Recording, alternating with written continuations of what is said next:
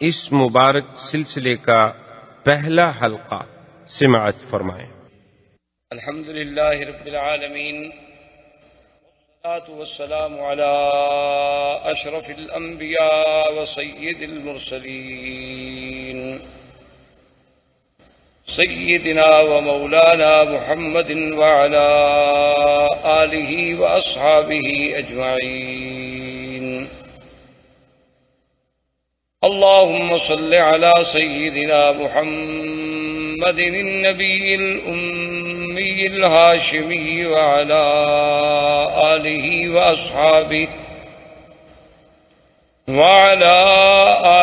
وأصحابه البررة الكرام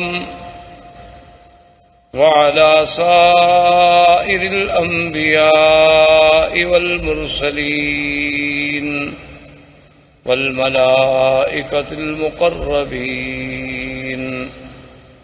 أما بعد فقد قال الله تبارك وتعالى في القرآن المجيد والفرقان الحميد: أعوذ بالله من الشيطان الرجيم، بسم الله الرحمن الرحيم.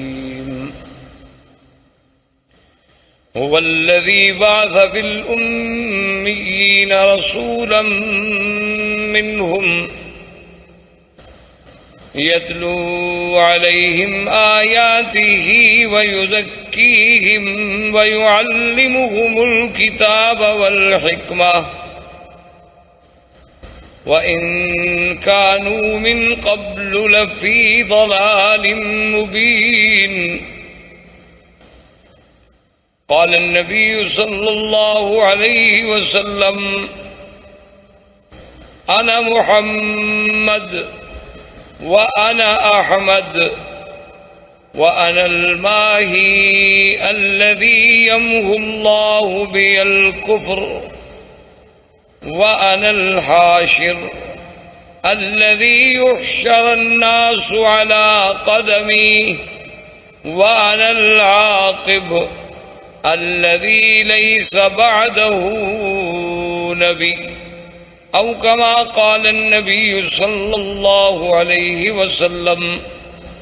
صدق الله العلي العظيم وصدق رسوله النبي الكريم، ونحن على ذلك لمن الشاهدين ومن الشاكرين، والحمد لله رب العالمين. برادران اسلام، آج کے درس میں سیرت رسول پاک صلی اللہ علیہ وسلم کے بارے میں کچھ باتیں عرض کرنی ہیں۔ حضور صلی اللہ علیہ وسلم کی سیرت طیبہ، حضور صلی اللہ علیہ وسلم کی حیات مبارکہ، حضور صلی اللہ علیہ وسلم کی بعثت، حضور صلی اللہ علیہ وسلم کی عالمگیریت، حضور صلی اللہ علیہ وسلم کے انس و جن کے لیے مبعوث ہونا، حضور صلی اللہ علیہ وسلم کی نبوت و رسالت تک قیامت تک کا جاری رہنا، یہ ساری چیزیں اور سارے پہلو اس کے متقاضی ہیں کہ جیسے خود اللہ نے قرآن میں فرمایا ہے کہ میرے نبی صلی اللہ علیہ وسلم کے آنے سے پہلے اس جزیرہ عرب کا اور عرب کے احوال کی کیا کیفیت تھی، تو اس کا پس منظر جب تک ہمیں تھوڑا بہت معلوم نہ ہو تو پھر سیرت کا صحیح مقام جو ہے اس کے سمجھنے تک رسائی حاصل کرنا بہت مشکل ہوگا۔ اس لیے حضور صلی اللہ علیہ وسلم کی بعثت سے قبل احوال عرب کے بارے میں بہت دور اگر ہم جائیں تو بہت مشکل ہو جائے گا، لیکن زیادہ سے زیادہ اختصار کے ساتھ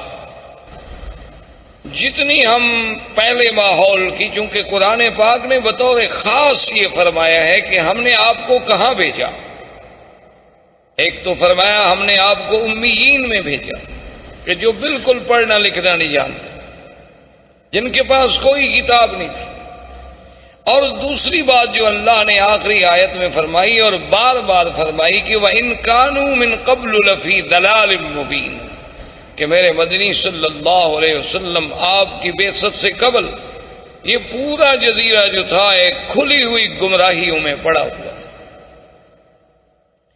تو اس کی تفاصیل میں اگر آپ جائیں تو آپ جانتے ہیں یا آپ نے سنا ہوگا یا پڑھا ہوگا انشاءاللہ، عرب جو ہے اصل میں یہ 3 قسم کہلائے جاتے ہیں۔ ایک عرب ہیں بائدہ، اور ایک عرب ہیں عاربہ، اور ایک عرب ہیں مستعربہ۔ یاد رکھیں عربوں کی 3 قسمیں ہیں تاریخ۔ ایک عرب بائدہ یعنی جو سب سے پہلے عرب زبان، عربی بولنے والے، عربی جاننے والے، بائدہ کہتے ہیں کہ ہلاک ہو گئے، وہ قومیں جو مٹ گئیں اب جن کا نام و نشان بھی باقی نہیں ہے۔ اگر قرآن پاک ان کا ذکر نہ کرتا تو شاید ہم جانتے بھی نہ اور کوئی اس کا سرا بھی تلاش نہ کر سکتا۔ جیسے پہلی قومیں گزر گئی ہیں، قوم عاد ہے، قوم سمود ہے، قوم صالح ہے، قوم لوط ہے، یہ ساری قومیں آپ کو پتہ ہے کہ یہ مکہ مدینہ منورہ سے خیبر کے راستے میں، مدائن کے راستے میں، اور اسی طرح پھر آپ آگے چلے جائیں۔ قوم لوط جو تھی وہ آج جہاں اردن ہے، جس ملک کو آپ اردن کہتے ہیں، عمان کہتے ہیں، اسی جگہ وہ بحر میت کے نام سے آج بھی وہ جگہ معروف ہے، وہ وہی آباد تھے، ان کے قریہ صدوم جو تھا اسی جگہ تھے۔ تو یہ تو عرب ہیں وہ جو ختم ہو گئے، مٹ گئے، ان کی تو کوئی نسل کا ایک بندہ بھی باقی نہیں بچا جس کے بارے میں آدمی کہے کہ پھر اس کا کیا ہوا۔ اللہ نے ان کا تو استیصال کلی کر دیا، یعنی بالکل ختم ہو گیا، ان کا تو نام و نشان ہی مٹ گیا۔ اچھا اب جناب ایک عرب ہے مستعربہ۔ مستعربہ کا معنی ہوتا ہے کہ جنہوں نے عربی لغت کسی دوسرے سے سیکھی ہو۔ تو ہم زیادہ دور اس لیے نہیں جاتے کہ پھر ہم سیرت کے موضوع پہ آتے آتے بھی کئی مہینے لگ جائیں گے۔ ہم حضور صلی اللہ علیہ وسلم کے جد امجد سیدنا ابراہیم الخلیل علیہ السلام اور سیدنا اسماعیل علیہ السلام، کیونکہ حضور صلی اللہ علیہ وسلم جو ہے ولد اسماعیل ہیں، حضور پاک صلی اللہ علیہ وسلم کا نسب جو ہے، آپ کا سلسلہ انساب جو ہے وہ سیدنا اسماعیل علیہ السلام تک جاتا ہے، اور پھر سیدنا اسماعیل علیہ السلام سے سیدنا آدم علیہ السلام تک۔ لیکن اگر ہم اسی سلسلے کو پھر ابتدا سے دیکھیں، یعنی ابتدائے آفرینش سے سیدنا آدم علیہ السلام سے، تو پھر تو ایک پوری تاریخ انسانیت کا ہمیں عبور کرنا پڑے گا۔ لیکن اگر ہم سیدنا اسماعیل اور سیدنا ابراہیم علیہ السلام سے شروع کریں تو ایک تو ہم قریب آ جائیں گے، اور دوسرا ان سے حضور کا براہ راست تعلق ہے کہ حضور صلی اللہ علیہ وسلم ولد اسماعیل۔ تو مختصراً یہ عرض کروں کہ اللہ نے سیدنا ابراہیم علیہ السلام کو حکم دیا کہ اپنے بیوی بچوں کو جا کے ایک ایسے مقام پہ چھوڑیں جہاں کوئی آبادی نہیں، کوئی وہاں انسان نہیں، کیونکہ سیدنا ابراہیم علیہ السلام یا اسماعیل علیہ السلام یہ سرزمین مکہ کے رہنے والے نہیں تھے۔ ان کا اصل جو ہے، ان کی اصل جو ہے وہ عراق اور اس کے بعد شام، فلسطین، شام، عراق، اس کے ان علاقوں میں آپ رہنے والے تھے۔ تو وہاں سے حضرت ابراہیم علیہ السلام آئے، اللہ کے حکم پر اپنی بیوی اور اپنے چھوٹے بچے، دودھ پیتے ہوئے بچے سیدنا اسماعیل علیہ السلام کو حکم خداوندی کے مطابق اسی مقام پہ چھوڑا جہاں اب چاہے زمزم ہے، جہاں یہ کنواں ہے زمزم کا، اسی جگہ ان کو بٹھا دیا۔ اور اللہ کا حکم تھا کہ بولنا بھی نہیں، بتلانا بھی نہیں، بات بھی نہیں کرنی۔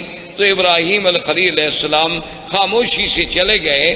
جب وہ جانے لگے تو بی بی ہاجرہ دوڑی پیچھے، انہوں نے کہا الامن تقلون یا ابراہیم الخلیل، یہ اللہ کیا کر رہے ہو کہ یہاں کوئی انسان نہیں، یہاں کوئی پانی نہیں، یہاں کوئی آبادی نہیں، وادن غیر ذی زرع، کالے پہاڑوں میں گھری ہوئی ایک وادی ہے، تو اور یہاں جہاں کعبہ شریف ہے یہاں بالکل ایک ٹیلے کا نشان تھا، تو ہمیں کیسے چھوڑ کے جا رہے ہو؟ ابراہیم علیہ السلام خاموش ہیں چونکہ اللہ کا حکم نہیں جواب دینے کا۔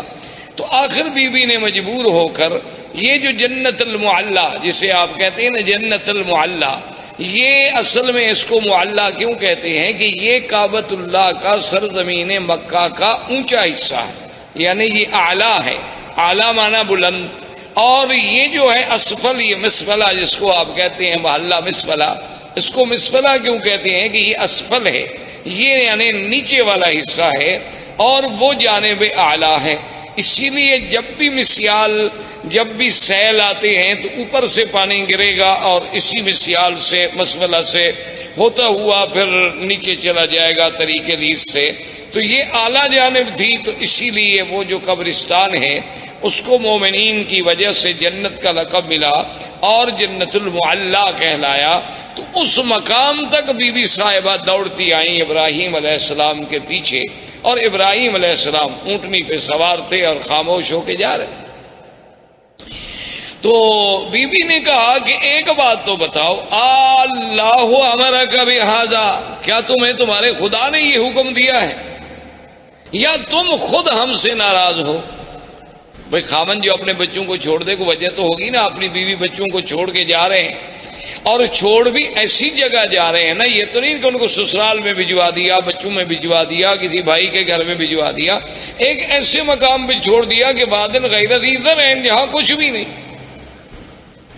تو جب انہوں نے یہ کہا تو اللہ نے حکم دیا کہ جواب دے، تو آپ نے فرمایا ان اللہ امرنی، اللہ نے مجھے حکم دیا ہے، میں اللہ کے حکم کے بغیر تمہیں نہیں چھوڑ کے جا رہا۔ تو اب بی بی کے قدم رک گئے، اور علماء نے لکھا ہے کہ بی بی نے فرمایا کہ اذن لا یضیعنا، اور ایک روایت میں یہ بھی آتا ہے کہ بی بی نے کہا حسبنا اللہ ونعم الوکیل، کہ اب تم خلیل جاؤ، ہمیں بھی اللہ کافی۔ اگر اللہ نے حکم دیا ہے نا تو پھر اللہ ہمیں ضائع نہیں کریں گے، کیونکہ اگر اللہ نے حکم دیا ہے کہ ان کو یہاں چھوڑ دو، تو اگر اللہ ہمیں مارنا چاہتے تو وہیں فلسطین میں مار دیتے، اللہ ہمیں کوئی سزا دینا چاہتے تو وہیں شام کے علاقے میں دی جا سکتی تھی۔ تو اس مقام پہ چھوڑنے کا جو حکم تمہیں تمہارے رب نے دیا ہے، تو اذن لا یضیعنا، اب وہ خدا ہمیں ضائع نہیں کریں گے۔ اور ایک روایت میں ہے کہ بی بی کی زبان مبارک سے جو کلمہ نکلا وہ کلمہ تھا حسبنا اللہ ونعم الوکیل۔ تو اس لیے آپ بھی ویسے اس کلمے کو یعنی ہر مشکل میں، کیونکہ اس کی وجہ یہ ہے کہ جب حضرت خلیل کو آگ میں ڈالا گیا ان کی زبان سے بھی یہی کلمہ تھا حسبنا اللہ ونعم الوکیل۔ اور جب جنگ احد میں صحابہ پر دشمنوں نے حملہ کیا اور یہ کیفیت تھی کہ ذاقت علیہم الارض بما رحبت، اللہ کی وسیع سرزمین تنگ ہو گئی، یعنی بالکل اب یقین ہو گیا ہلاکت کا، اس وقت بھی صحابہ کی زبان سے نکلا حسبنا اللہ ونعم الوکیل۔ سیدہ عائشہ صدیقہ رضی اللہ تعالی عنہا پہ جب تہمت لگی، اتنا بڑا الزام لگا امہات المؤمنین پہ، عصمت رسول پاک پہ، تو جب سب سے پہلے بی بی کو خبر ملی کہ آپ پر یہ الزام لگا ہے، تو بی بی کی زبان سے نکلا حسبنا اللہ ونعم الوکیل۔ تو اس لیے علماء نے اس پر بڑی کتابیں لکھی ہیں، القول الجمیل فیما جاء فی فضل حسبنا اللہ ونعم الوکیل۔ تو ہر مصیبت میں اور ہر مشکل میں، ظاہری مشکلات، باطنی مشکلات، دنیاوی مشکلات، نوکری کی مشکلات، دشمنوں کی مشکلات، اگر اس کو آدمی یقین کامل سے پڑھے تو اللہ تبارک و تعالیٰ کی رحمت سے، کیونکہ جس نے پڑھا ہے اس کی اللہ نے مشکل حل فرما دی ہے۔ اس لیے علماء نے لکھا ہے کہ یہ کلمہ مبارک ایک اکسیر ہے، یعنی ایک ایسا ہے کہ جس چیز کو لگاؤ سونا بنا دے، لیکن شرط یہ ہے کہ اس پر ایقان ہو، ایمان ہو، یقین ہو، اور پھر پڑھنے کے لیے کوئی حد نہیں، وضو ہے نہیں ہے، ڈپٹی پہ ہیں آپ، چل رہے ہیں، گھر میں ہیں، بیٹھے ہیں، جب یاد آیا تو پڑھ لیا۔ اور جس مشکل کے لیے پڑھیں گے اللہ کی رحمت سے فَانْقَلَبُوا بِنِعْمَةٍ مِّنَ اللَّهِ وَفَضْلٍ لَمْ يَمْسَسْهُمْ سُوءٌ۔ اللہ نے فرمایا کہ جب میرے مدنی کے صحابہ نے اس کلمے کو پڑھا تو ہم نے پھر ان کو نعمتوں کے ساتھ واپس لوٹایا، ان کو ذرا سی بھی پھر ہم نے تکلیف نہیں پہنچنے دی۔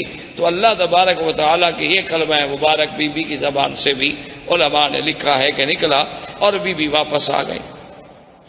اب بڑا تفصیل کا واقعہ ہے کہ بی بی آئیں، پھر چھوٹا بچہ ہے، اور یعنی اندازہ کریں آپ کہ کتنا خوف و خطر ہے۔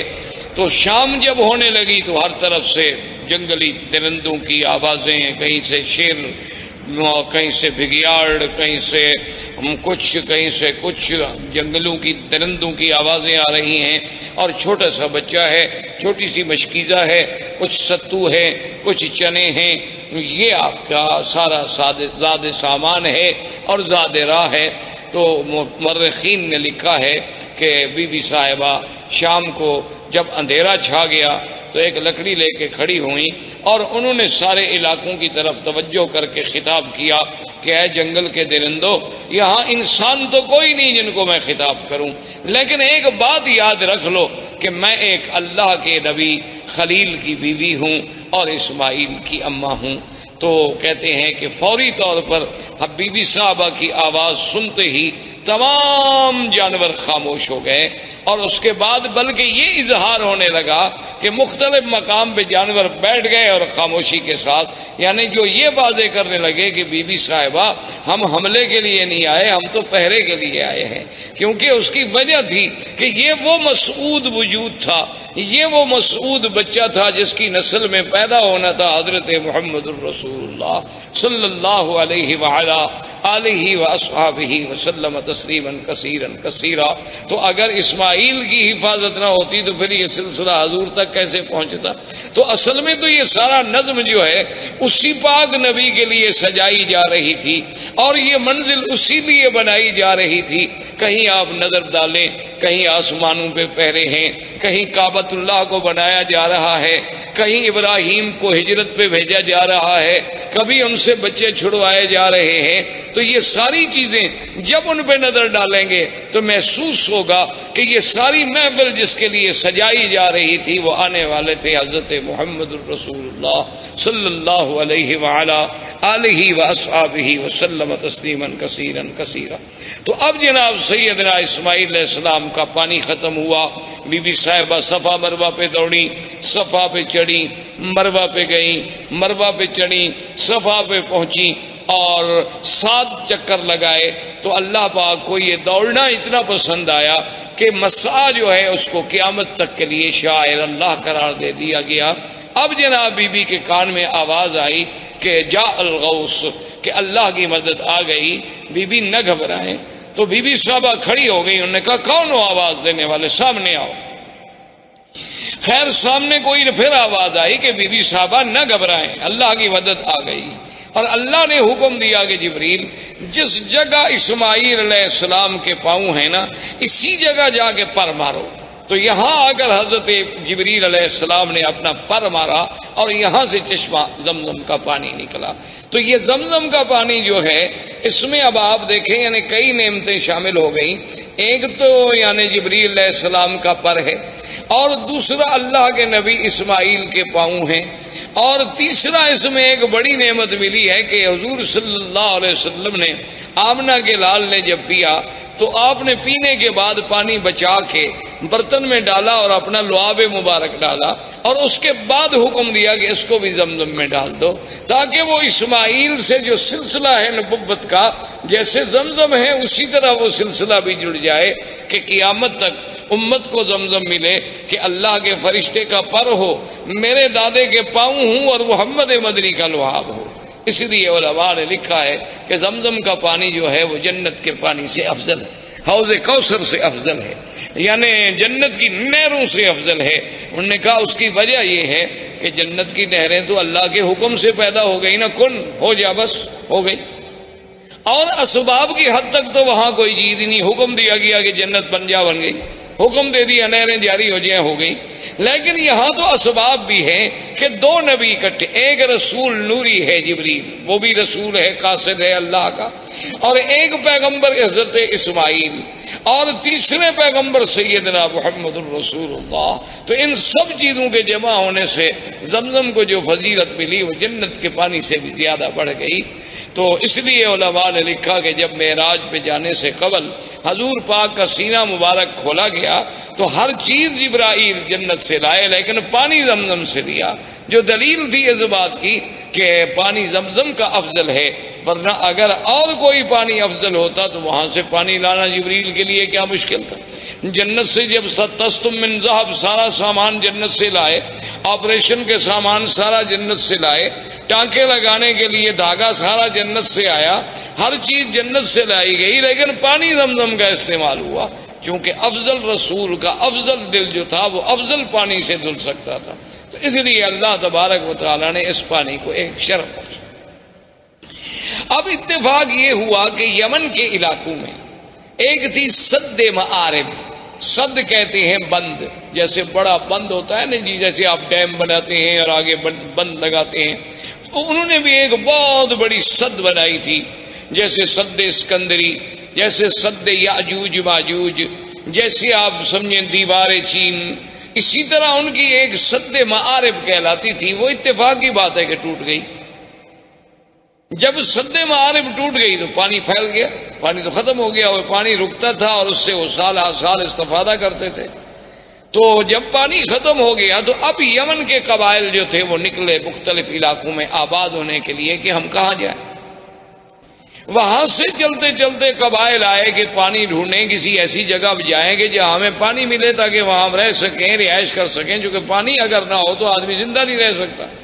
اللہ نے قرآن پاک میں بھی یہ بات واضح فرما دی کہ وَجَعَلْنَا مِنَ الْمَاءِ كُلَّ شَيْءٍ حَيٍّ، اللہ نے فرمایا ہم نے ہر چیز جاندار کی جان جو ہے وہ پانی کے ساتھ معلق رکھی، اسی پانی سے ہم نے اس کو زندہ کیا۔ تو پانی وجہ حیات ہے، پانی مردہ زمینوں کی حیات ہے، مردہ انسانوں کی حیات ہے۔ تو ڈھونڈتے ڈھونڈتے قبیلہ جرہم، یہ یمن کا قبیلہ تھا اور یہ عرب تھے، بنو جرہم جو تھے یہ تو خالص عرب تھے کیونکہ یہ تو یمن سے تھے۔ تو یہ قبیلہ جرہم جو ہے پانی تلاش کرتے کرتے کرتے جب مکہ مکرمہ کے قریب آیا تو دیکھا کہ کچھ پرندے اڑ رہے ہیں۔ اچھا یہ قاعدہ ہے کہ جہاں پانی ہو تو وہاں پھر پرندے آتے ہیں، ان کو بھی احساس ہوتا ہے کہ کوئی ہمیں پانی والی جگہ ملے۔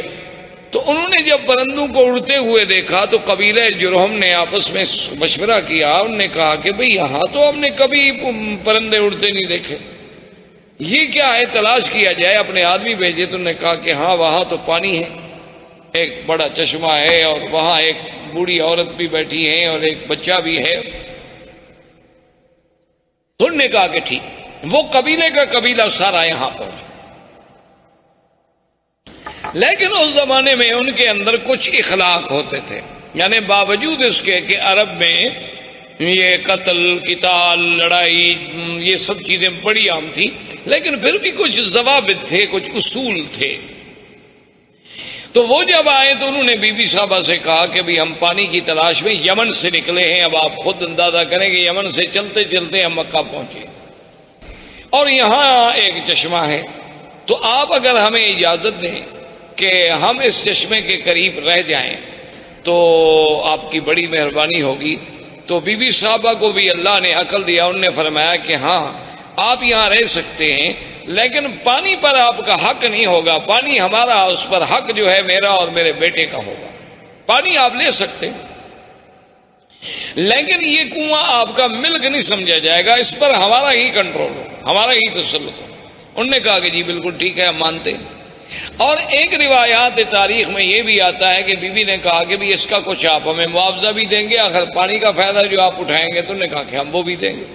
تو یہاں سے پھر قبیلہ جرہم جو تھا یہاں آباد ہو۔ جرہم قبیلے کی آبادی کے بعد حضرت اسماعیل علیہ السلام جوان ہوئے تو ان کی شادی بھی جرہم قبیلے سے ہوئی۔ جب ان سے ہوئی تو اب حضرت اسماعیل علیہ السلام نے عربی زبان جو تھی وہ جرہم سے سیکھی، اس وجہ سے آپ جو ہیں عرب مستعربہ کہلائے کہ آپ کی اپنی زبان مبارک عرب نہیں تھی، بلکہ آپ نے عربی جو تھی وہ جرہم سے سیکھی۔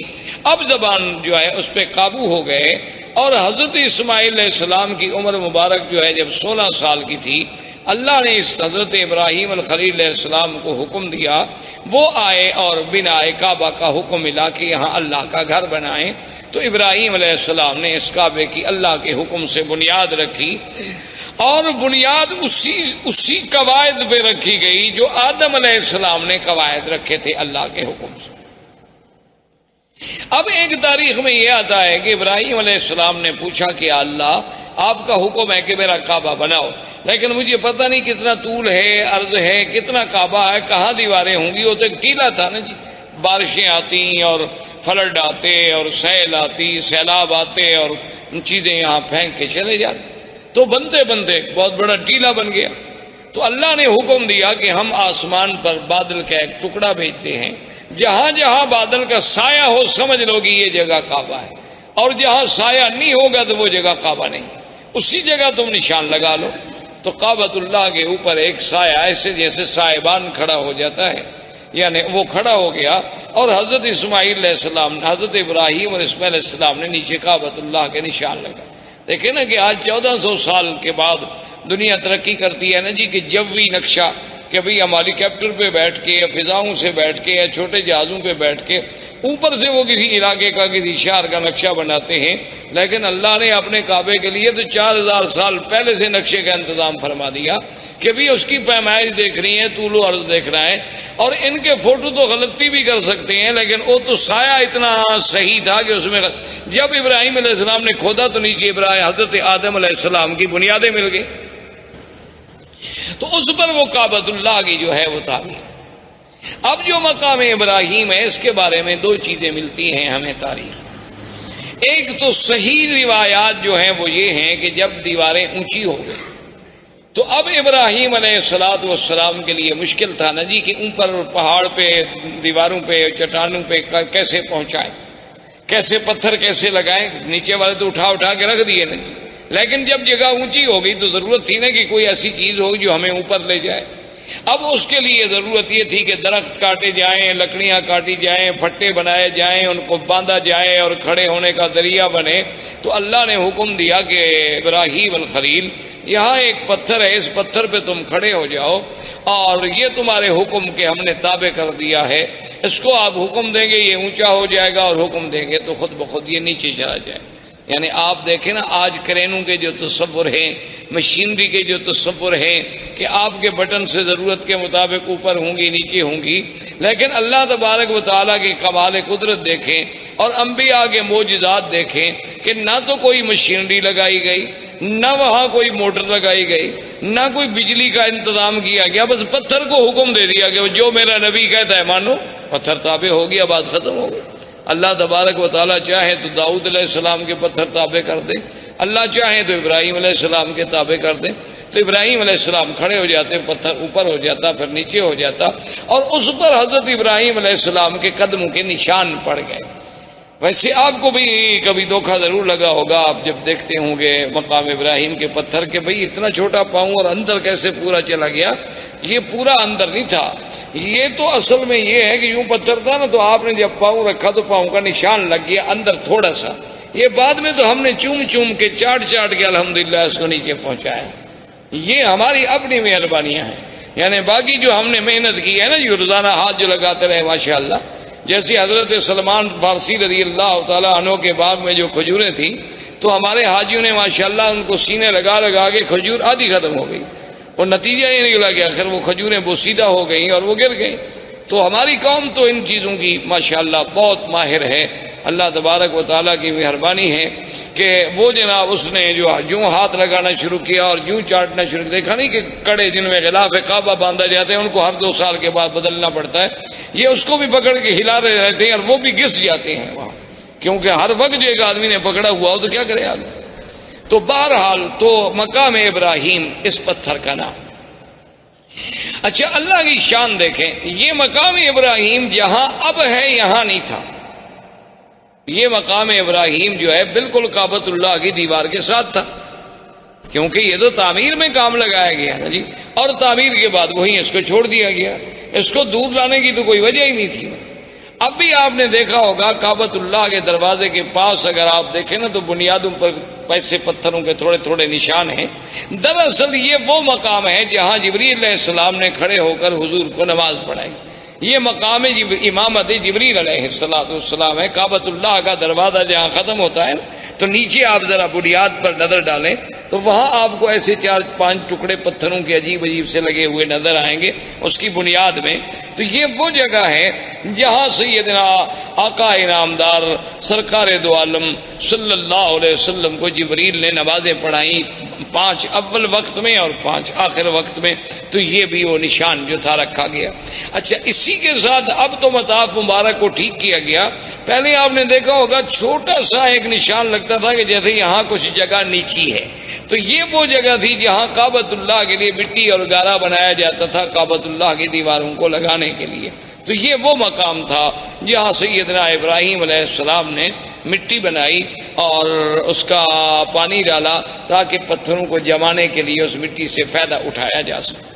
اچھا اب خدا کی شان ہے کہ جہاں کا موجودہ حالت میں مقام ابراہیم ہے اس کی وجہ یہ ہوئی کہ ایک دفعہ سیل آئی بڑی زبردست، سیل فلڈ سیلاب وہ آیا اور وہ مقام ابراہیم کو بہا کے لے گیا، یعنی اتنا دور کر دیا اس پتھر. تو اب صحابہ اکٹھے ہوئے کہ بھی اس کا کیا حل کیا جائے، اس کو وہاں لے جائیں جہاں اپنے اصل مقام پہ تھا، یا اس مقام ابراہیم کے حجر ابراہیم کو ہم یہاں رہنے دیں. اب یہاں پہنچ گیا ہے تو صحابہ نے مشورہ کیا بھی وہاں لے جانے سے کعبۃ اللہ کے طواف کرنے والوں کو رکاوٹ بنے گی، کیونکہ وہ دیوار سے تھوڑے فاصلے پر تھا. اگر یہاں دور ہو گیا تو اچھی بات ہے، کافی درمیان میں فاصلہ ہے. اس وقت تو تصور اتنے لوگوں کا ہوتا تھا نا جی. یہ تو بعد میں الحمدللہ اللہم زد فزد کہ ہر سال اللہ کی رحمت سے عدد جو ہے بڑھتا جا رہا ہے اور انشاءاللہ قیامت تک بڑھتا چلا جائے گا.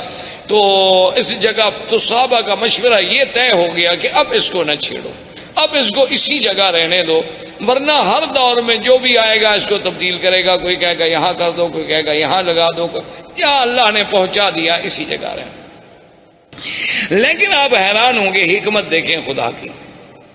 آج بھی ہمیں تواریخ سابقہ، تاریخ عالم کو جب آپ کھولیں تو ان میں یہ باتیں ملتی ہیں کہ بعین ہی اسی جگہ ابراہیم علیہ السلام جب کعبۃ اللہ بنا رہے تھے نا تو یہاں کھڑے ہو کر دیوار کو دیکھتے تھے کہ دیوار سیدھی ہے کہ نہیں، کیونکہ ان کے پاس کوئی آلات تو تھے نہیں اور نہ پہلے زندگی میں کبھی عمارت بنائی تھی. وہ تو اللہ کا حکم تھا نا کہ تعمیر کر دو. تو یہی جگہ تھی، وہ پتھر سے اتر کے آتے نا، جیسے آپ مکان بنائے نا تھوڑا دور کھڑے ہوں گے نا دیوار کے قریب تو آپ نہیں کھڑے ہوں گے. وہ آگے دیکھتے بھی دیوار ٹھیک ہے، پتھر ٹھیک ہے، کوئی پتھر آگے کوئی پتھر پیچھے تو نہیں. تو اللہ کو بھی وہی جگہ منظور تھی کہ سیلاب بھی آیا تو اس پتھر کو اسی جگہ لے آیا، ورنہ وہ چاہتا تو یہاں سے دور لے جاتا. لیکن اللہ تبارک و تعالیٰ کی شان ہے تو وہ دونوں مقام ابراہیم بن گئے. واتخذوا من مقام ابراہیم مصلی، ایک تو اس سے مراد وہ پتھر اور ایک اس سے مراد وہ مقام جہاں ابراہیم علیہ السلام کھڑے ہو کے کعبۃ اللہ کی عمارت کو دیکھا کرتے تھے. تو اللہ تبارک و تعالی نے اس جگہ کو بھی یعنی اتنی بڑی عظمت بخشی، اتنی بڑی شان بخشی کہ وہ قیامت تک کے لیے قرآن میں آیا اور مصلی خلیل، مصلی حبیب سیدنا محمد الرسول اللہ صلی اللہ علیہ وسلم جو ہے بن گیا. اب یہ سیدنا ابراہیم علیہ السلام نے کعبہ بنایا، اللہ نے ندا کا حکم دیا کہ کعبہ بن گیا ہے، لوگوں کو حج کے لیے پکارو. تو اس ندا میں بھی اقوال ہے. بعض علماء فرماتی ہیں اسی حجر ابراہیم پہ کھڑے ہو کے ابراہیم علیہ السلام نے ندا دی. بعض علماء فرماتی ہیں کہ جبل ابی قبیس، یہ جو پہلا جس قریب پہاڑ ہے نا جس پہ اب محلات ہیں، یہ پہاڑ ابی قبیس جو اور اللہ کی شان ہے کعبۃ اللہ اول بیت، یہ دنیا میں سب سے پہلا گھر، اور ابی قبیس اول جبل وضع فی الارض، یہ دنیا کے پہاڑوں میں سب سے پہلا پہاڑ ہے جو زمین پہ رکھا گیا. تو ابھی قبیس پہ کھڑے ہوئے. اور ایک روایت میں ہے کہ حضرت ابراہیم علیہ السلام عرفات میں جا کے عرفات کی پہاڑی پہ کھڑے ہو کے آپ نے ندا دی. ایک روایت یہ بھی آتی ہے. تو وہاں سے اللہ نے ان کی ندا کو پوری دنیا میں کائنات میں پہنچا دیا. تو اب ابراہیم علیہ السلام تشریف لے گئے، حضرت اسماعیل علیہ السلام یہاں رہے، حضرت اسماعیل علیہ السلام کی شادیاں ہوئیں. اس طریقے سے اللہ تبارک و تعالی نے سرزمین کو آباد کیا اور اس پورے علاقے میں ما سوائے دین توحید کے اور کوئی دین نہیں تھا. یعنی سب لوگ جو تھے وہ ملت ابراہیم، سب لوگ جو تھے وہ دین ابراہیم پہ تھے، اور کوئی شرک نہیں، کوئی بے دینی نہیں، کوئی احداث نہیں، کیونکہ ان علاقوں کو تو دین ملا ہے. اسی وجہ، یہی تو وجہ تھی نا کہ ہر آدمی یہ کہتا تھا کہ میں ملت ابراہیم پہ ہوں. یہودیوں کا بھی دعویٰ کہ ہم ملت ابراہیم پہ، نصرانیوں کا دعویٰ کہ ہم ملت ابراہیم، مشرکین مکہ کا دعویٰ کہ ہم ملت ابراہیم پہ. آخر اللہ نے ارشاد فرمایا ما کان ابراہیم یہودیا ولا نصرانیا ولکن کان حنیفا مسلما وما کان من المشرکین. اللہ نے فرمایا کہ ابراہیم نہ تو یہودیت پہ تھے نہ نصرانیت پہ، اب وہ تو بالکل ساری دنیا سے مائل ہو کے دین اسلام دین حق پہ چلنے والے، اور نہ وہ مشرکین میں سے تھے. تو یہ سارا دین جو تھا دین توحید تھا، ملت ابراہیمی تھی. سب سے پہلے عمر ابن لوہی ایک شخص تھا، وہ مکے کا سردار تھا اور بہت بڑا سردار. یعنی اس کی بات جو تھی نا جی مکے میں اور قبائل میں اور حول مکہ ایسے مانی جاتی تھی کہ اس کی بات کے ٹالنے کا کسی کو کوئی تصور بھی نہیں تھا. تو عمر ابن لوہی جو ہے یہ وہ آدمی ہے جو حاجیوں کو بڑی خدمت کرتے، ان کو زمزم پلاتے. صرف زمزم خالی نہیں بلکہ اس میں اصل ملا کے شہد ملا کے پلاتے تھے حاجیوں. تو یہ عمر ابن لوہی جو ہے یہ شام کے علاقے میں گیا تجارت کے لیے. تو وہاں اس نے ایک قوم تھی عمالقہ قوم کو دیکھا کہ ان کے پاس بت ہیں اور مختلف شکلیں ہیں، کوئی مردوں کی کوئی عورتوں کی، مختلف خوبصورت قسم کے، کوئی چاندی کے، کوئی سونے کے، کوئی لکڑی کے، کوئی مٹی کے. تو اس نے ان سے پوچھا بھی یہ کیا ہے؟ تو عمالقہ نے ان سے کہا کہ بھی یہ ہمارے خدا ہیں، آلہہ ہیں. اصل تو خدا وہی ہے بڑا، لیکن اس کو تو ہم نہ دیکھ سکتے ہیں نہ اس سے ہم بات کر سکتے ہیں. تو آدمی کا کم سے کم مرکز محبت، مرکز نظر، مرکز توجہ کوئی ایسا تو ہو جو ہمیں نظر آئے. وہ تو ہمیں نظر بھی نہیں آتا. تو اس لیے یہ چھوٹے چھوٹے خدا ہیں. جب ہم مشکل میں ہوتے ہیں تو ہم آ کر ان کو پوجتے ہیں، ان کی عبادت کرتے ہیں، اور پھر ان کی عبادت سے جن کی یہ تصویریں ہیں، تماثیل ہیں، وہ ہم سے خوش ہوتے ہیں، وہ اللہ میاں کو کہہ دیتے ہیں تو ہمارا کام ہو جاتا ہے. تو یہ اصل میں چھوٹے چھوٹے ہم نے آلہہ بنا رکھے ہیں اپنے اپنے تصورات کے مطابق. اصل میں وہ آلہہ کی ابتدا جو ہے یعنی وہاں عمالقہ میں کہاں سے آئی؟ نوح علیہ السلام کے زمانے سے. اس وقت سے بت پرستی چلی آ رہی تھی. اور وہ بت پرستی کیسے آئی تھی کہ جب کوئی اللہ والا فوت ہو گیا تو اس کے پہلے فوٹو بنائے گئے، محبت کے لیے گھر میں رکھا گیا، پھر آہستہ آہستہ اس پہ پھولوں کے ہار لٹکائے گئے، پھر پرنام کیا گیا اور آخر میں سجدے شروع ہو گئے. ابتدا وہاں سے شروع. جیسے آج کل آپ دیکھتے ہیں مسلمانوں کے بھی گھر میں بھی مرشد کا فوٹو ہے، ماشاءاللہ صبح اٹھ کے زیارت فرماتے ہیں. اسی طرح بہت سارے لوگوں نے قرآن شریف کے پہلے صفحے پر اپنے مرشد کا فوٹو رکھا ہوتا ہے کہ جب تلاوت قرآن کرنی ہو تو پہلے مرشد کے فوٹو کی زیارت کرتے ہیں، بوسہ دیتے ہیں، آنکھوں سے لگاتے ہیں، پھر وہ فوٹو حکم کرتا ہے قرآن پڑھو تو پڑھتے ہیں، اگر حکم نہ کرے تو قرآن بند کر کے رکھ دیں گے، چونکہ چلنا تو مرشد کے حکم پر ہے نا، اگر وہ ہمیں حکم دیں گے تو اس طرح عمالقہ میں یہ بھی بت پرستی داخل ہو گئی. تو عمر ابن لوہی کے دماغ میں پتہ نہیں کیا آئی کہ ایک نئی چیز ہے. تو اس نے کہا اچھا بھی ایک دو بت مجھے بھی دو تاکہ میں ان کو مکے میں لے جاؤں اور ہم بھی ادھر کعبۃ اللہ میں رکھیں گے. تو سب سے پہلا بت جو عمر ابن لوہی لے کے آیا وہ حبل تھا، اس کا نام تھا حبل. وہ جب لے کے آیا حبل کو یہاں رکھا اور سارے مکے والوں کو بلایا کہ بھئی یہ تو ہمیں خدا مل گیا ہے. ایسے پہلے تو ہم خالی گھر میں عبادت کر رہے تھے، خدا تو نہیں تھا، تو اب سب اس کی عبادت کیا کریں. تو لوگوں نے اس کی عبادت کرنی شروع کی. اس نے باقی قبائل کو بلایا، پھر ہر قبیلے کے لیے خدا بنتا چلا گیا. کو بنو ثقیف کا، کو بنو حذیل کا، کو بنو خزاعہ کا، کو قریش کا، کو بنو ہاشم کا، سب خدا بناتے گئے. اور پھر اس نے لوگوں سے یہ بھی کہہ دیا، اس نے کہا کہ دیکھو یہ بت تو بناؤ، خدا تو بناؤ، لیکن یہ شرط ہے کہ مٹی ہمارے اس شہر کی ہو، یعنی پتھر یہاں سے لو، مٹی بھی یہاں سے لو، پھر اس سے بناؤ، ہر مٹی سے نہ بناؤ، چونکہ یہ تو اللہ کے گھر کی مٹی ہے نا، یہ تو مبارک مٹی ہے. یہ چیزیں جو ہے نا جی اس کے دماغ میں آئیں. اس لیے حضور پاک نے فرمایا تھا کہ اول من بدل الدین عمر ابن لوہی، سب سے پہلے اللہ کے دین میں تحریف کرنے والا، بدلنے والا اور شرک کی ابتدا کرنے والا سرزمین مکہ میں جو تھا تو عمر ابن لوہی. اور حضور نے یہ بھی ارشاد فرمایا کہ انی رأیت، تو فرمایا میں نے مجھے دکھایا گیا ہے کہ یجر امعاہ فی النار، کہ وہ اپنی آنتیں جو ہیں جہنم میں گھسیٹتا ہوا جہنم میں چل رہا ہے. تو یہ وہ پہلا شخص تھا جس سے بت پرستی کی ابتدا. اس نے آرڈر کر دیا کہ بھئی کوئی آدمی بت بنائے، ہر قبیلہ بت بنائے، لیکن وہ بت مکے کے پتھروں سے ہو. اور دوسری بات یہ ہو گئی، اس نے حکم کر دیا کہ ہر قبیلہ جو بت بنائے اپنا ایک بت جو ہے وہ یہاں رکھے، یعنی ہم اس قبیلے کو شرف دیں گے کہ تمہارا خدا جو ہے وہ کعبے میں موجود ہے.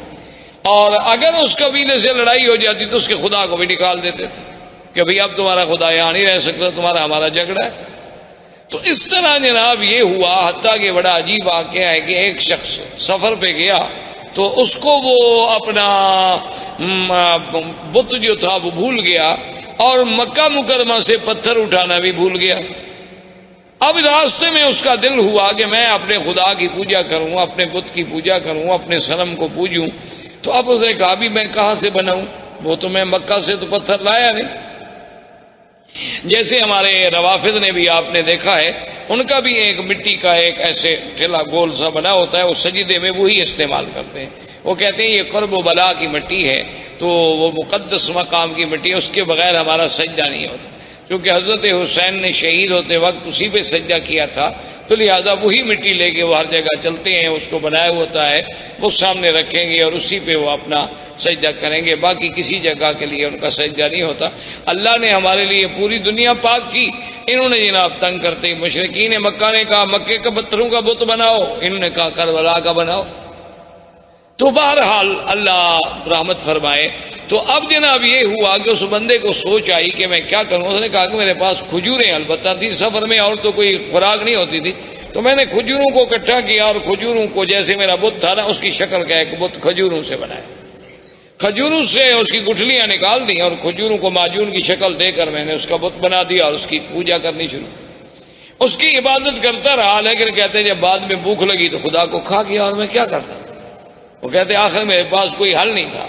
جب سفر میں مجھے بھوک نے ستایا تو میں نے کہا یار میں اب کیا کروں. تو میں نے پھر خدا کی پہلے ٹانگ کاٹی، پھر ہاتھ کاٹا، پھر گردن کاٹی اور آہستہ آہستہ کھا گیا. سارا سفر میں راستے میں بندہ خدا کو کھا گیا. یعنی آپ اندازہ کریں جاہلیت کا. اسی لیے اکبر نے حالی نے کہا تھا نا کہ کھڑے ہیں کھڑے ہیں، پڑے ہیں پڑے ہیں، جو ماپو تو بندے خدا سے بڑے ہیں.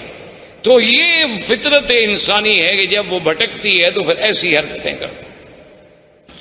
جیسے کہ ایک صحابی مسلمان ہوئے، اسلام لانے کے بعد لوگوں نے کہا کہ بھئی آپ ہمیں اپنی زندگی کا کوئی واقعہ سنائیں. اس نے کہا کہ بھئی آپ تو کہتے ہیں کہ یہ بت جو ہے نا کوئی فائدہ نہیں پہنچاتے، لیکن میرا جو خدا تھا نا، جو میرا بت تھا جس کی میں پوجا کرتا تھا، اس نے مجھے بہت فائدہ پہنچایا. اب صحابہ حیران ہو گئے کہ بت کیسے فائدہ پہنچائے. اس نے کہا ابھی کیسے. اس نے کہا سر میں ایک دفعہ سفر پہ گیا، صحرا کا سفر تھا، تو میں اپنے بت کو چھوڑ کے کسی کام گیا، واپس آیا تو دیکھا کہ وَالثَّعْلَبُ يَبُولُ عَلَىٰ رَأْسِهِ کہ ایک صحرا کی لومڑی کھڑی ہے اور میرے اس بت پہ پیشاب کر رہی ہے. تو میں نے کہا ھذا رب، یہ خدا ہو سکتا ہے جس پہ ثعلب آ کر پیشاب کر دے. تو میں نے اس وقت اس کو پھینک دیا اور دل میں اسلام داخل ہو گیا کہ واقعی اللہ تبارک و تعالیٰ کے دین کے علاوہ یہ محض ہمارے تخیلات ہیں اور فسادات ہیں. تو بہرحال میرے کہنے کا مقصد یہ تھا کہ یہاں سے عرب سے بت پرستی شروع ہوئی اور آہستہ آہستہ یہاں شرک کی جڑیں پھیلتی چلی گئی. اب اسی طریقے سے پھر یہود جو تھے، یہود اور نصارہ، یہ یہود بھی کوئی مدینہ منورہ میں رہنے والے نہیں تھے، یہ بھی ان کا اصل جو تھا شام تھا.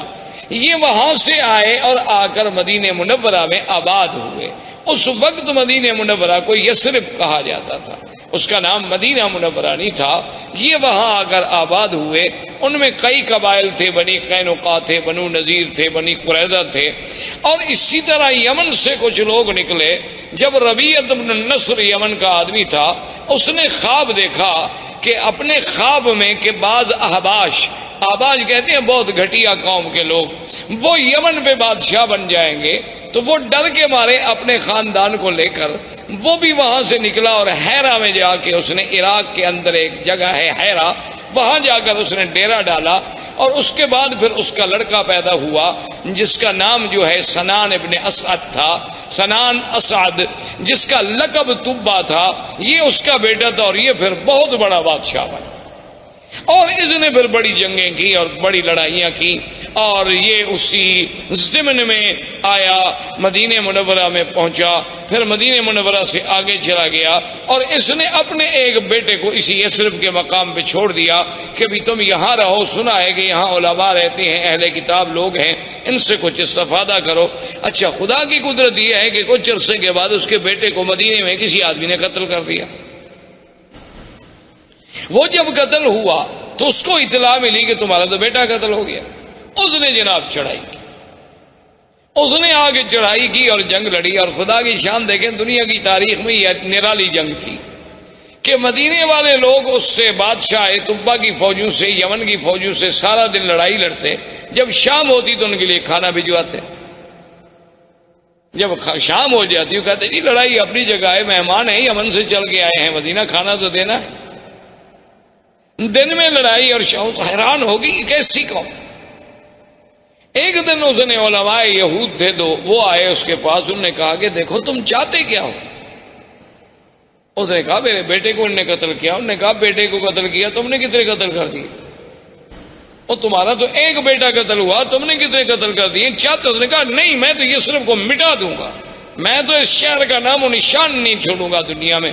اس نے کہا بات سنو، یہ وہ جگہ نہیں جسے تم مٹا سکو، ہذہ مہجر محمد الرسول اللہ صلی اللہ علیہ وسلم، یہ ایک نبی پیدا ہوں گے عربی محمد پاک جن کی ہجرت کا مقام ہے، اس کو تم نہیں مٹا سکتے، اس کے مٹانے کا خیال چھوڑ دو، تم خود مٹ جاؤ۔ اچھا، تو وہ جناب ان کے کہنے پہ لڑائی مدینے سے بند ہو گئی، اور اس نے کہا اچھا ایسا کرو کہ تم دو علماء یہود جو ہے نا تم میرے ساتھ چلو، تاکہ میرے ملک میں بھی جا کے کوئی دین پھیلاؤ۔ اب جناب راستے میں ابھی وہ سفر کر رہا تھا کہ بنو حذیل ایک قبیلہ ہے جو مکے میں آباد، یہ بنو حذیل قبیلے کے لوگ جو تھے یہ دوڑے ہوئے پہنچے اس بادشاہ کے پاس، طبا کے پاس۔ انہوں نے کہا کہ حل تريد من الذهب والفضة ومن المجوہرات شيئا عظيما، کیا تمہیں چاہیے کہ تمہیں ہم سونا، چاندی، ہیرے، جواہرات کا ڈھیر حوالے کر دیں؟ تم چاہتے ہو؟ اس نے کہا کون نہیں چاہتا؟ تو اس نے کہا وہ سارا کعبہ شریف کے اندر جو ہے یہ تمام دنیا کا سونا موجود ہے، آگے لے لو۔ کیونکہ اصل یہ بات ٹھیک بھی تھی، کیونکہ کعبۃ اللہ جب بنایا گیا نا جی تو اس کے درمیان میں ایک کنویں نما شکل بھی تھی، تو لوگ اس میں زیورات، سونا، چاندی، ہر چیز ڈالا کرتے تھے۔ یہ اسی کی نقل ہے نا کہ اللہ کے گھر کی تعظیم کی جاتی ہے، اب لوگ قبروں پہ جا کے اسی طرح پیسے ڈالتے ہیں، چاندی، سونا، زیورات، ہر چیز ڈالتے ہیں۔ تو بہرحال یہ ہے کہ اس نے قابل کو ٹھیک، اور اس نے فیصلہ کر لیا کہ کعبۃ اللہ کو جا کے گرا دو، اور وہاں جو خزانے دفن ہیں وہ سارے خزانے نکال کے میں یمن چلے جاؤں۔ ابھی اس نے یہ ارادہ کیا تھا کہ بالکل سیاہ ایسی اندھیری آئی کہ اتنا اندھیرا چھا گیا کہ اپنا ہاتھ بندے کو نظر نہیں آتا۔ اس نے پھر ان علماء یہود کو بلایا کہ جلدی آؤ، یہ کیا ہو گیا؟ انہوں نے کہا کہ راستے میں ایک شہر ہے، اس کے بارے میں تو تم نے کوئی بری نیت نہیں کی۔ انہوں نے کہا ہاں بالکل، یہ بنو حذیل کے لوگ آئے ہیں، وہ کہتے ہیں کہ وہاں کعبے میں بہت بڑا خزانہ دفن ہے، میں جا کے کعبے کو گراؤں گا۔ اس نے کہا تم کعبے کو نہیں گرا سکتے، وہ اللہ کا گھر ہے، وہ بنائے ابراہیم ہے، تم فوراً توبہ کرو اور چل کے کعبے کا طواف کرو۔ اس نے کہا طواف تو خیر میں نہیں جانتا، چلو پھر میں ویسے تعظیم کرتا ہوں، احتراماً میں چلا جاؤں گا، لیکن میں گراؤں گا نہیں، اب میں نے توبہ کر لی۔ اس نے توبہ کر لی کعبۃ اللہ کے نہ گرانے کی۔ رات کو خواب میں دیکھا کہ میں کعبۃ اللہ پہ غلاف چڑھا رہا ہوں۔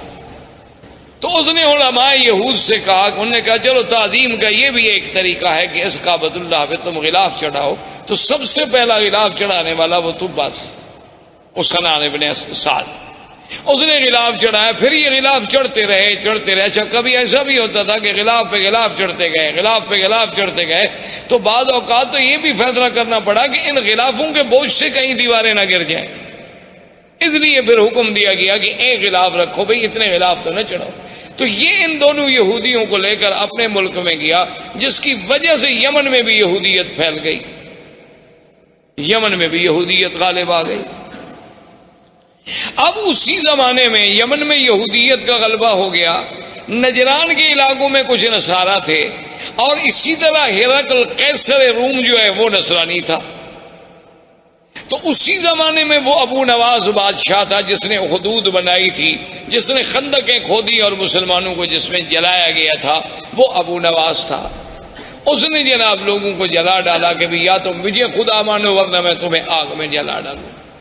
تو اس جلنے والے واقعے میں سے صرف ایک آدمی تھا جو بچ گیا، دوس۔ وہ وہاں سے بھاگا اور اس نے جا کے ہرقل سے کہا کہ یہ کیا بات ہے کہ ایک ہزاروں آدمیوں کو زندہ آگ میں جلا دیا جائے، اب تو یمن کے ہمارے قبیلوں میں کوئی بچہ ہی نہیں، میں صرف اپنی جان بچا کے بھاگ کے تمہارے پاس آیا ہوں، تم میری مدد کرو۔ تو ہرقل نے قیصر روم، اس وقت اس کا لقب تھا قیصر، دو سپر پاور تھیں اس زمانے میں، ایک فارس اور ایک قیصر، ایک روم، یہ دو سپر پاوریں تھیں۔ تو یہ سارے علاقے جو تھے نا جی، المانیہ سے لے کر یمن تک، یہ ان کے تسلط میں تھے، اور یہ فارس کا ماورا النہر اور ترکمنستان اور یہ ساری جو اب آپ کی ریاستیں آزاد، یہ ساری کی ساری فارس کے قبضے میں تھی۔ تو یہ دونوں طاقتیں تھیں۔ تو قیصر روم نے حکم دیا حبشہ کے بادشاہ نجاشی کو کہ 70,000 کی فوج لے کر فوراً تم اس پہ حملہ کرو جس نے اتنے لوگوں کو آگ میں ڈالا اور جلا ڈالا ہے۔ تو نجاشی آیا۔ نجاشی کے بعد اس کے گورنروں میں دو آدمی تھے، ایک کا نام فریاد تھا اور ایک کا نام ابرہہ۔ اس طرح یہ دین نصرانیت اور دین یہودیت جو ہے ان علاقوں میں پھیلتا چلا گیا۔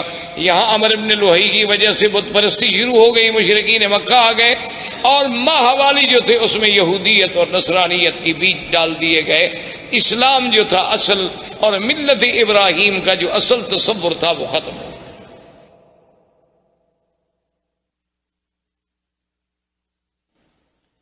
اب جناب یہ ہوا کہ آہستہ آہستہ ابرہہ اور اریاد اس کے درمیان میں بھی جنگ ہوئی۔ تو انہوں نے پھر ایک فیصلہ کیا، انہوں نے کہا دیکھو بات یہ ہے کہ تمہاری فوج اور ہماری فوج تو ایک ہے نا، ہم تو ایک نسل کے لوگ ہیں، بھی تم بھی اسی بادشاہ کے گورنر تھے، میں بھی اسی بادشاہ کا گورنر، فوج ایک، جنگ اور قبیلہ ایک، انسانی وہی، سب احباش ہیں ہمارے۔ اگر تمہاری فوج ماری گئی تو احباش مارے گئے، میری ماری گئی تو احباش مارے گئے، ہم فوجوں کو کیوں ماریں؟ ہم ایسا کیوں نہ کریں کہ ہم دونوں آپس میں لڑیں، جو مر گیا مر گیا، جو بچ گیا وہ حاکم بن جائے۔ تو ابرہہ اور فریاد نے آپس میں جنگ لڑی۔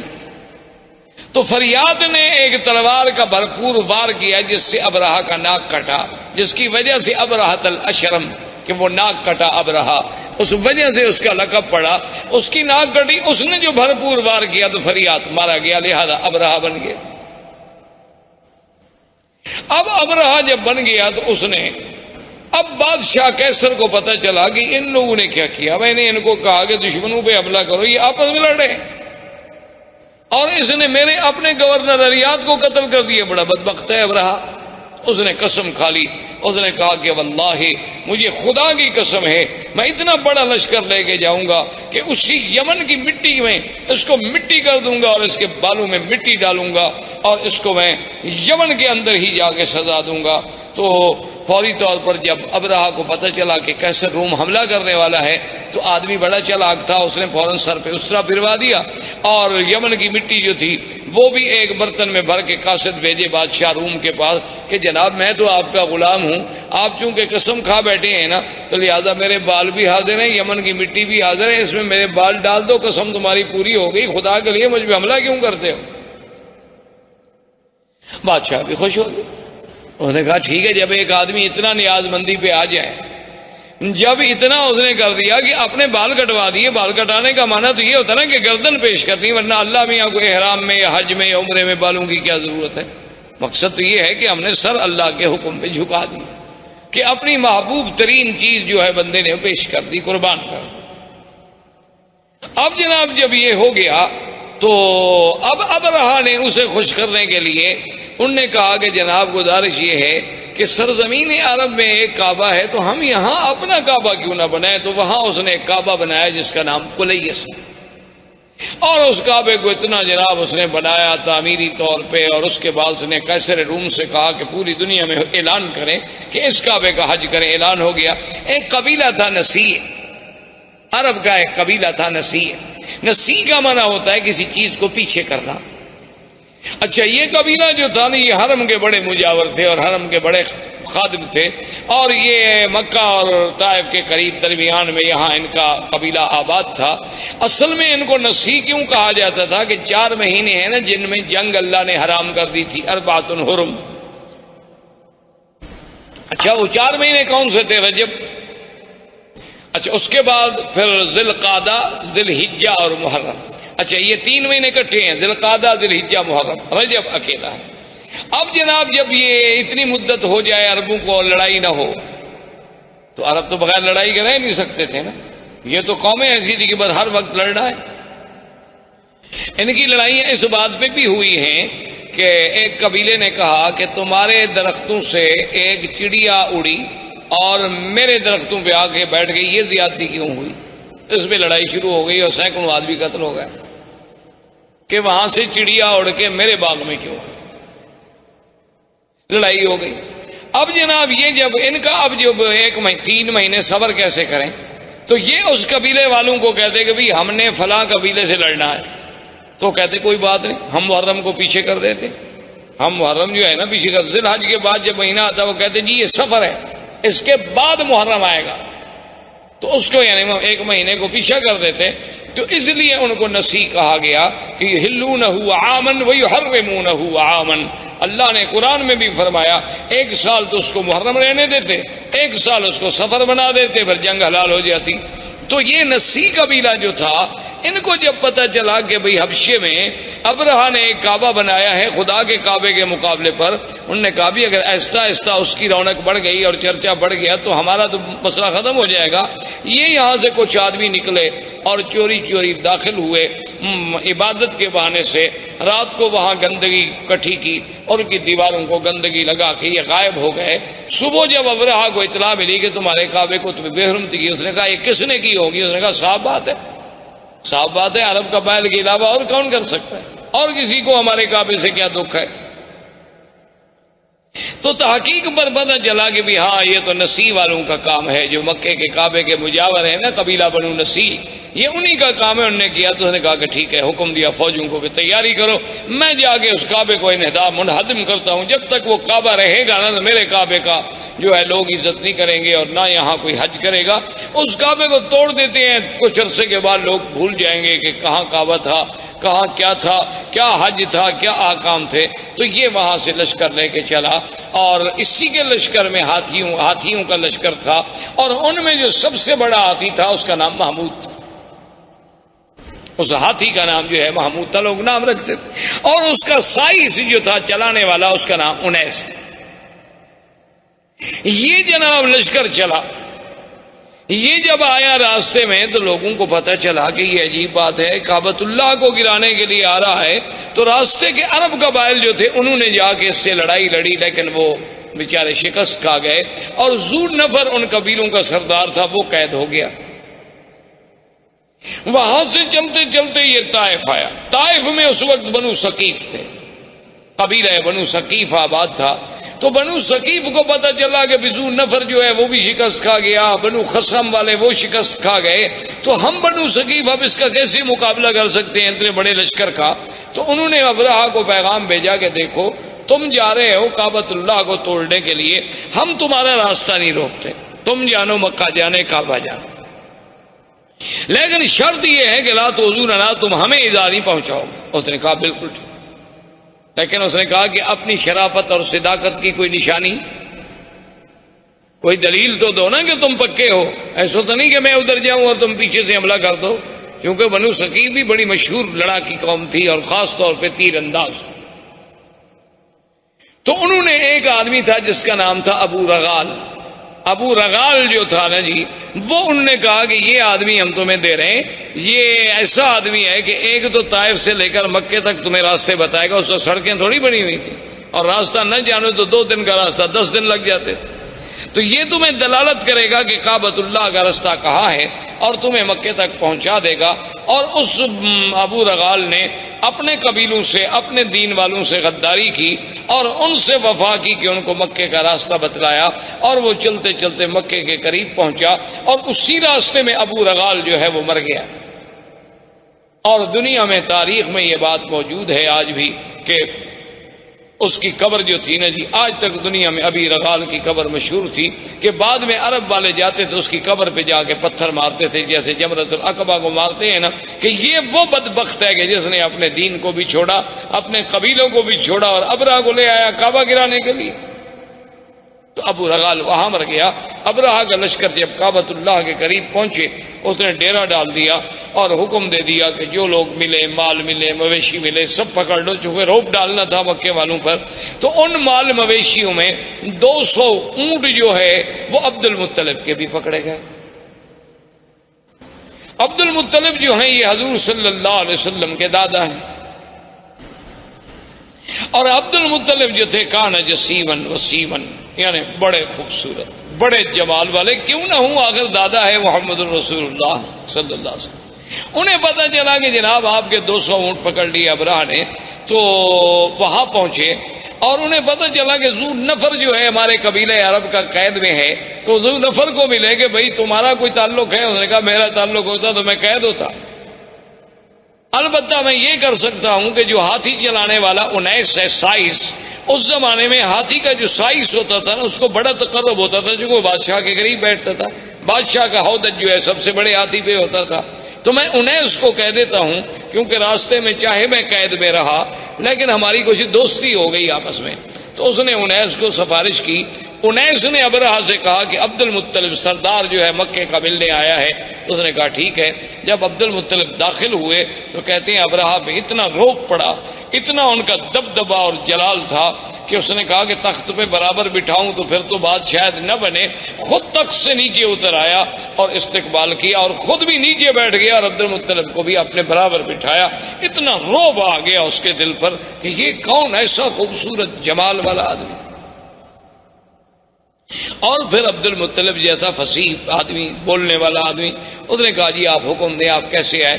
انہوں نے کہا جی کوئی مسئلہ نہیں ایسا، مسئلہ صرف اتنا ہے کہ میرے 200 اونٹ جو ہیں وہ آپ کے لوگوں نے، آپ کی فوجیوں نے پکڑے ہیں، وہ آپ مجھے چھوڑ۔ تو ابرہہ ہنسنے لگا۔ تو اس نے کہا کیا بات ہے؟ اس نے کہا کہ عبد المطلب دیکھو جب تم آئے نا تو میرے دل میں تمہاری بڑی عزت، بڑی عظمت تھی۔ میں نے کہا یہ تو سردار اس قسم کے تو میں نے آج دیکھے ہیں، لیکن جب تم نے بات کی نا تمہاری عزت ساری ختم ہو۔ عبد المطلب نے کہا ولی ماذا، کیوں؟ اس نے کہا عجیب بات ہے، میں کعبۃ اللہ کو گرانے کے لیے فوج دے کے بیٹھا ہوں، تم مکے کے سردار ہو، تم مجھ سے معافی مانگے ایک مکے پہ چڑھائی نہ کرو، کعبۃ اللہ کو نہ گراؤ، ہمیں معاف کر دو، واپس جاؤ، تم اونٹ چھڑانے کے لیے آئے، تمہیں اونٹوں کا فکر ہے۔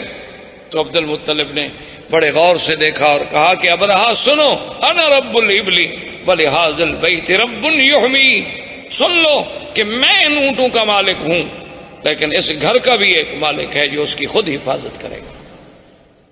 مجھے کیا ضرورت ہے حفاظت کرنے کی؟ ہم تمہارا مقابلہ نہیں کر سکتے، تو یہ کون سی معقولیت ہوگی کہ ہم بلا وجہ جنگ لڑیں؟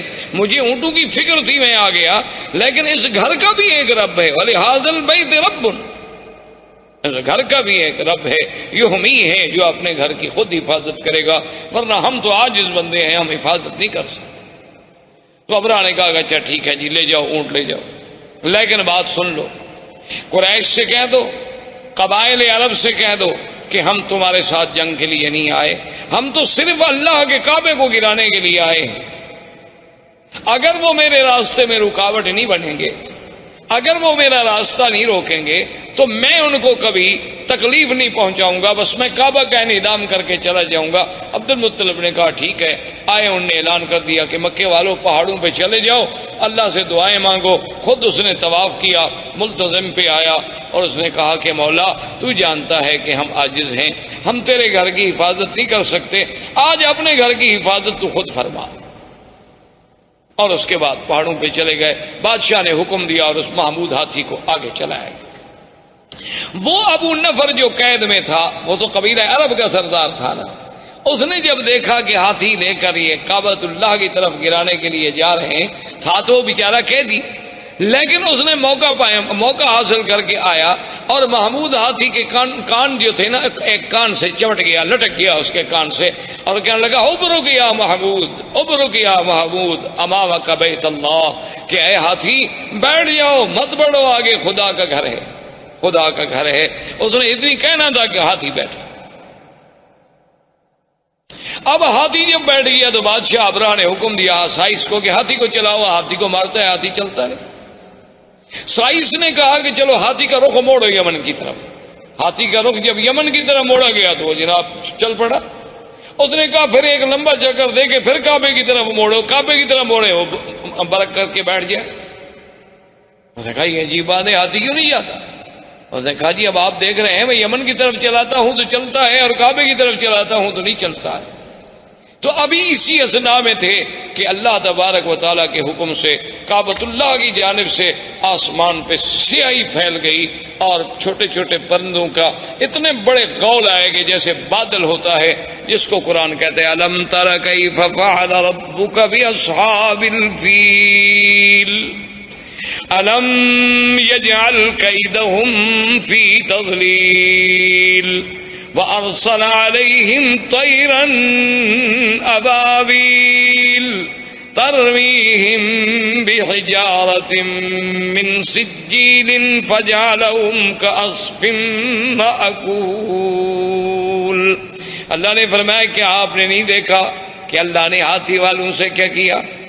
اللہ نے کیسے ان کی قید, ان کے مکر, ان کے چالاکی, ان کے دھوکے کو اللہ تبارک و تعالیٰ نے کیسے مٹا ڈالا, اور کیسے فرمایا کہ پرندے بھیجے اور پرندے بھی چھوٹے سے, اور ہر پرندے کے پاس 3 چھوٹے چھوٹے پتھر کے دانے ہیں, یعنی ایک پنجے میں, ایک دوسرا پنجے میں, ایک چونچ میں. اللہ نے حکم دیا کہ بس ان کو تم گراؤ, یہ ایٹم کے ذرے بن جائیں گے. فَجَعَلَهُمْ كَعَصْفٍ مَّأْكُولٍ, ایسے ہو گئے کہ جیسے گھاس چرا ہوا, گھاس دیکھا نا جیسے روندا ہوا ہو, گھاس جانور چبا چبا کے پھینک دے اور پاؤں کے تلے رونت ڈالے. بعض کہتی ہیں کہ جس پہ وہ آیا بیماری ہوئی اور گوشت گلنے لگ گیا, گرنے لگ گئے, مرتے مرتے ابرہا مر گیا. تو یہ وہ سال ہے جس میں ولد فیہا رسول اللہ صلی اللہ علیہ وسلم, جس میں میرے مدنی محمد مصطفیٰ صلی اللہ علیہ وسلم پیدا ہوئے. کیونکہ عرب کے پاس کیلنڈر نہیں تھا, تقویم نہیں تھی, تاریخ نہیں تھی, وہ بڑے بڑے حوادث کو یاد کرتے تھے کہ یہ واقعہ کب ہوا, یہ واقعہ کب ہوا. اب ان کو جب پوچھا جاتا کہ حضور کب پیدا ہوئے, وہ کہتے اس سال پیدا ہوئے جس سال ہاتھی کا قصہ ہوا, ولد سنۃ الفیل. تو اب میرے مدنی صلی اللہ علیہ وسلم کی پیدائش کا مرحلہ آیا. تو یہ احوال عرب تھے. اس کے بعد جو میں نے سابقہ درس میں عرض کیا تھا وہ پیدائش سے پہلے کے حالات تھے, اور زندگی باقی انشاءاللہ تو آنے والے درس میں اب ہم بیان کریں گے ولادت محمد مصطفیٰ. والسلام علیکم ورحمۃ اللہ وبرکاتہ. برادران اسلام، آج کے اس درس میں سرکار دو عالم سرکار مدینہ حضرت محمد مصطفیٰ صلی اللہ علیہ وعلا آلہ و اصحابہ وسلم تسلیما کثیرا کثیرا کی سیرت مبارک کے بارے میں کچھ باتیں عرض کریں. سب سے پہلی بات تو یہ تصور فرما لیں کہ حضور صلی اللہ علیہ وسلم کی سیرت مبارکہ، آپ کی سیرت طیبہ، آپ کی زندگی کے ہر پہلو میں ایک ایسی شان ہے کہ ساری زندگی بھی انسان اگر اس کو بیان کرنے کے لیے اپنی پوری سعی و جد و جہد کرے تو وہ زبانیں گنگ ہو جائیں گی، قلم ٹوٹ جائیں گے، لیکن حضور صلی اللہ علیہ وسلم کی سیرت کے پہلو بیان نہیں ہو سکتے. ہم مسلمانوں کا الحمدللہ یہ عقیدہ ہے کہ اللہ تبارک و تعالی نے جتنے پیغمبر مبعوث فرمائے، جتنے نبی بھیجے، جتنے رسول آئے، جن کی صحیح تعداد کا علم تو اللہ کو ہے. عام روایات سے جو بات معلوم ہوتی ہے وہ یہ ہے کہ 1,24,000 نبی بھیجے گئے، جن میں 313 رسول آئے، اور ان 313 رسولوں میں سے پھر 5 اولو العزم من الرسل آئے، اور ان 5 میں سے بھی پھر سب کے سردار جو ہیں وہ خاتم الرسل سیدنا محمد مصطفیٰ صلی اللہ علیہ وسلم کی ذات مبارک.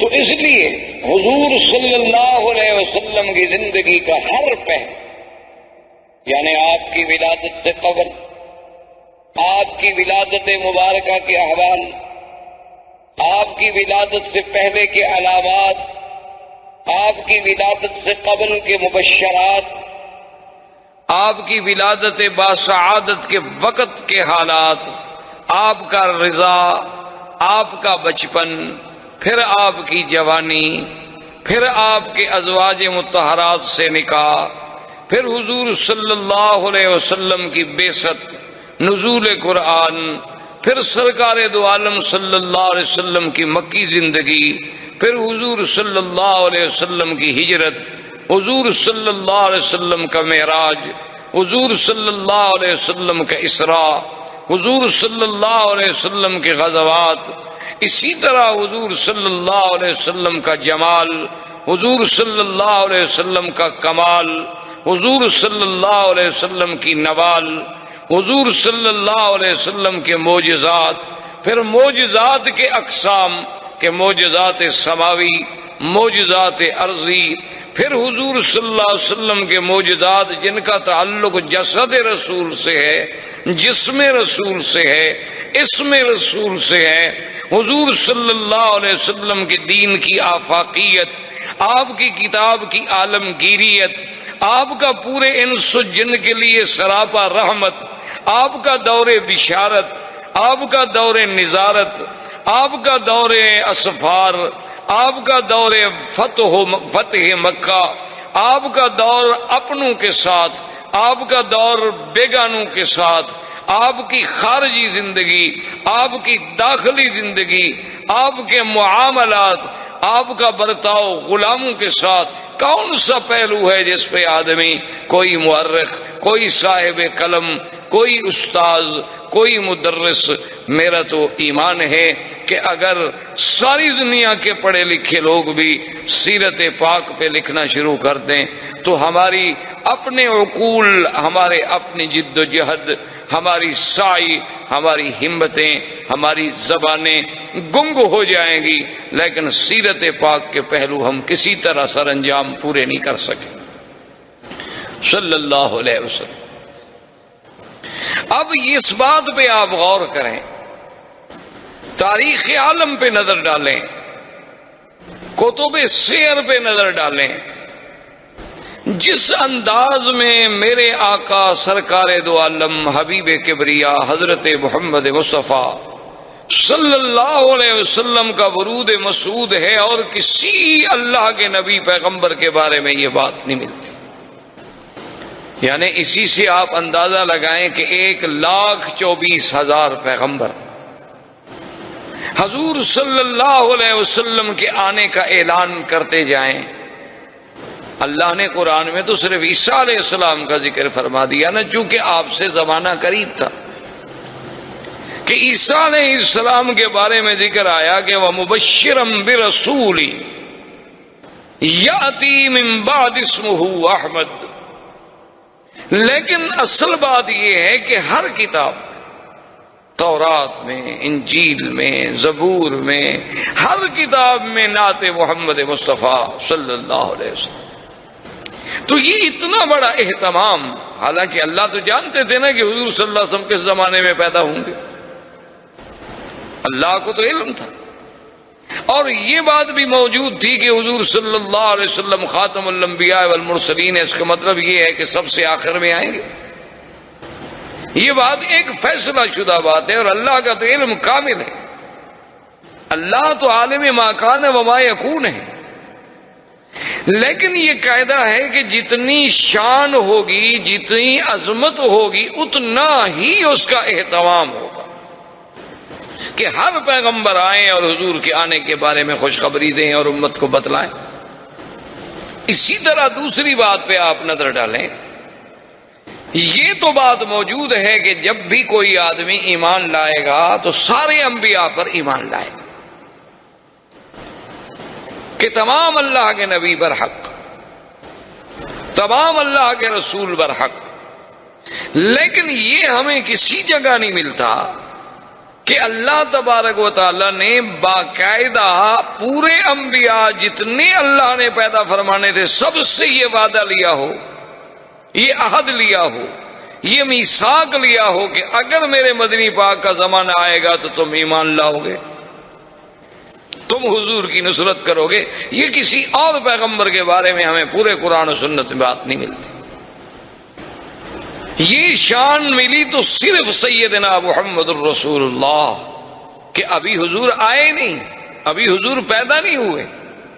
یعنی جیسے اللہ نے عالم ارواح میں اپنی ربوبیت کے لیے لوگوں سے اقرار کرایا کہ الست بربکم قالوا بلا، کیا میں تمہارا رب نہیں ہوں؟ سب نے کہا کہ نہیں، آپ ہمارے رب ہیں۔ تو جب اقرار الست ہے، اسی طرح اللہ نے فرمایا اذ اخذ اللہ میثاق النبیین لما آتیتکم من کتاب وحکمت ثم جاءکم رسول مصدق لما معکم لتؤمنن به ولتنصرنہ۔ یعنی یہ شان اور کسی پیغمبر کے بارے میں نہیں ملتی کہ اللہ تمام انبیاء سے عہد لے، تمام انبیاء سے میثاق لیا جائے کہ میرا ایک نبی آئے، میرا ایک شان والا پیغمبر آئے۔ اور اسی طرح آپ پورے تاریخ عالم پہ، تاریخ انسانیت پہ، تاریخ اسلام پہ نظر دوڑائیں، ایسا واقعہ بھی آپ کو تاریخ میں کبھی نہیں ملتا کہ اللہ کا نبی پیدا نہ ہوا ہو اور اس پہ ایمان لانے والے پہلے موجود ہوں، ایسا واقعہ کبھی نہیں ملتا۔ یعنی یہ بات تو ملتی ہے کہ بھی انبیاء آئے، تشریف لائے، کچھ لوگ ایمان لے آئے، کچھ لوگوں نے ایمان قبول نہ کیا، کچھ لوگوں نے تصدیق کی، کچھ لوگوں نے تکذیب کی، لیکن ابھی حضور صلی اللہ علیہ وسلم کی بعثت نہیں ہوئی، پیدائش نہیں ہوئی، نبوت ملنا تو بعد کی بات ہے۔ یعنی ابھی حضور صلی اللہ علیہ وسلم اس دنیا میں تشریف نہیں لائے۔ اس وقت تبابع یمن میں سے ایک بادشاہ گزرا جس نے حضور صلی اللہ علیہ وسلم کی سیرت کتب سابقہ میں جب مطالعہ کیا اور سرزمین مکہ و مدینہ سے گزرا اور یہاں کے مناظر کو اپنی آنکھوں سے دیکھا اور ان کتب سماویہ کے ساتھ اس کا تقابل کیا تو اس نے ایک خط لکھا اور اپنے اس ملک میں شاہی فرمان کو امانت کے طور پہ جمع کرا گیا کہ میرے بعد یہ خط جو ہے محفوظ رکھا جائے، اور جب وہ سرکار دو عالم اللہ کے نبی سرزمین مکہ میں پیدا ہوں تو میرا خط پیش کیا جائے۔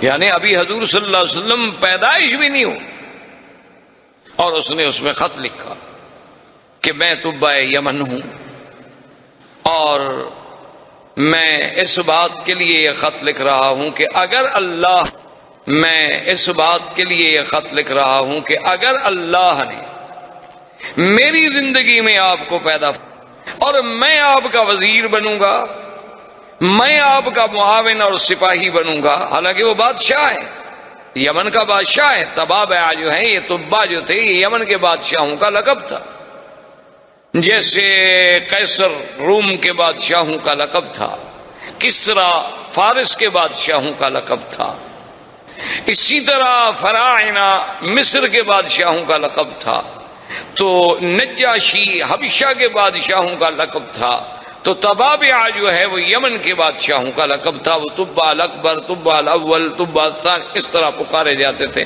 تو اس نے لکھا کہ اگر حضور سرکار دو عالم صلی اللہ علیہ وسلم آپ کو اللہ نے میرے زمانے میں میری زندگی میں پیدا فرما دیا تو میں آپ کا سپاہی ہوں گا، آپ کا وزیر بنوں گا، آپ پہ ایمان لاؤں، اور اگر میں پہلے مر گیا اور آپ میرے بعد دنیا میں تشریف لے آئے تو پھر میرے گواہ رہیں کہ میں آپ پر ایمان لا چکا ہوں۔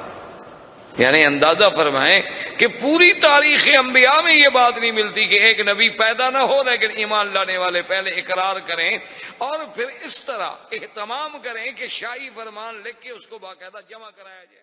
احباب کرام، اس کے بعد اب آپ اس مبارک سلسلے کی CD نمبر 2 سماعت فرمائیں۔